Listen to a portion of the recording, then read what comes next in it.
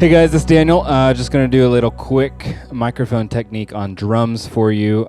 This is probably specifically just for LifeHouse, because I'm not going to get into the nitty-gritty of how the microphones specifically sound in a certain position, which would be a good video for the future. But for now, just a really quick video of really basic drum microphone techniques, just to get started. So let's start with the snare. The snare mic is going to be set up. So I did all of these mics kind of in a fashion where they're not in the best position that I've actually seen at LifeHouse. So this mic right here is, of course, the snare mic, but it is really far forward, and that's going to cause two problems. The first one, which is the biggest one, is the drummer's going to hit this. And when the drummer hits the 57 mic, it actually makes a ridiculously awful sound. So the first thing you want to do is just make sure that the mic is farther back into the clip here. Typically, this is going to be true for most drums. Typically, the back of the capsule, which is right here, and right here, etc., is going to be right above the rim. So that's going to happen, and this mic clip is not the best in the world, but we'll make do. So the back of the capsule is going to be right above the rim, and then the capsule is going to be pointing directly towards the center of the drum. What this is going to do is going to give you a really good attack response on the drum, but it's also going to be able to pick up the overtones of the drum, so it's not going to just sound like a blah. So that's what's going to happen. So the back of the capsule is going to be right above the rim, really close to the rim, as close as possible, and the capsule is going to be pointing towards the center of the drum. Same thing with the toms. Both the middle tom, rack tom, and the floor tom is going to have that. So SM57 is going to be on the snare, and then I'm going to move over here to the floor tom. So this is kind of in a similar situation as the snare tom was, where the mic is really far forward. The floor tom, your lower frequencies are really important, and having this so far forward actually takes those lower frequencies out. So what we're going to do, and also he might hit it. So what we're going to do is we're just going to take this back, just like that. So the back of the capsule is right above the rim, and the front of the mic is pointing directly towards the center of the drum. So these look kind of weird. They actually have the capsule in the same orientation as this mic is, so the capsule is pointing towards the end of the microphone. It's not right here, and it's not on the other side. It's actually pointing this way. So it's picking up from this direction, not from those directions. So the Sennheiser 421s are kind of weird in that regard. So just so you know, that's what's going on there. So let's do the same thing for the middle tom up here. This one is pointed towards the edge of the tom. And if you watched our EQ video, we said that the overtones in the toms is not really something that we're into. At least for this genre, and this position is actually going to pick up a lot of those overtones. It's going to not get a lot of the attack, because the attack is obviously where the stick hits the head, and it's not pointing towards that. It's going to pick up a lot of what the outside of the drum sounds like. And if we do a video, we'll let you hear what this sounds like, and hear what that sounds like. So, but this is not right. So what we're going to do is we're just going to tilt this up like that. And then if you'll notice, this mic wire here is actually touching the cymbal. And that's just going to kill the cymbal sound. And it'll also scratch up the mic wire. So in a perfect world, this wire would be longer. But just know that the best thing to do, I don't know, I guess this is too short, but the best thing to do is to loop this around that adjustment right there. So let's move this.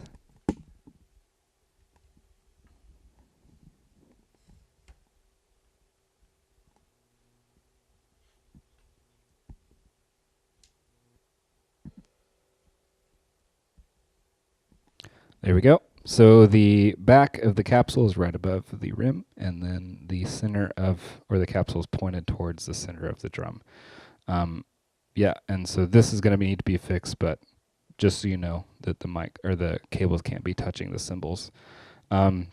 So now that we've said that, let's move on to the hi-hat mic, which I've set up pretty precariously over here. As you can see, it's really close to the cymbal right here, which would normally be okay if the drummer never hit the hi-hat. I actually saw this in Arcada one time where the drummer was drumming and every downbeat on the hi-hat actually hit the microphone. And I'd imagine if that microphone was actually up in the house a little more, you could hear it every time, which would be super annoying. So what that also does is it makes a comb filtering effect when the hi-hat's moved or whatever is miking it moved. So when you have a mic that's really close to a flat surface or really any surface that's reflective and not really absorptive, you're going to get what's called comb filtering, really anywhere between as close as 5 feet.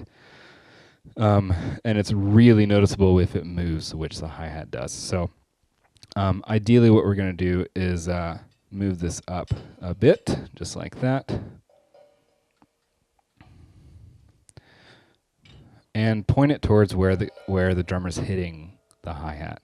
So right now this is good. What we don't want is the drummer to be able to see the snare, because we want it to pick up the hi-hat and as much as the hi-hat as possible and as little as the snare as possible. So if we'll just look down the axis of the mic, look through the back of it like that, and if you can see the snare, move it down or move it to a place where you can't see the snare, and it's going to take out the snare sound from that mic, which is going to be good for you. So this is a good setup. It's going to be pointed kind of to right here, which is where the drummer is going to be hitting it. So that's going to be good for the hi-hat. Let's move on to the overheads. Now the overheads are kind of a point of confusion or debate for a lot of people as far as if you want to do a close mic setup or far away. So really what I've decided is if I want to hear the room, then I want to be farther away from the drums. If I don't want to hear the room, then mic the drums as close as possible. So obviously that's what we've done with the snare and the toms and the hi-hat. But with the overheads, we've kind of gone in between those two settings, because this room is glass and reflective surfaces all around. And again, you're going to get kind of that comb filtering effect going on. So I want to minimize that while also maximizing the sound that we get from the full kit. So that's why I picked the kind of middle ground for the close miking and room miking is concerned. So the way to set that up is just know what you're going to be miking. So this microphone is picking up mostly these two cymbals and the faraway sounds of the rest of the drums. But the primary focus is going to be on these two cymbals. So you'll notice that this microphone is directly over them. You don't want it set up to where it's going to be picking up most of this and then not a lot of this, because then you're just going to get an imbalance of this two cymbals. So for this microphone, this one's in this situation is only picking up this one primarily and also everything else, but primarily this guy. Make sure that they are similar distances away from each other and at a similar height. Otherwise, when you listen to them in your headphones, it might sound kind of imbalanced. So these there. Trying to think of a couple things to be aware of as far as those are concerned. They do have switches on them, but they shouldn't be adjusted, so they should be good. Now for the kick drum mic, I'm going to come out there and show you the kick drum mic, so hold tight.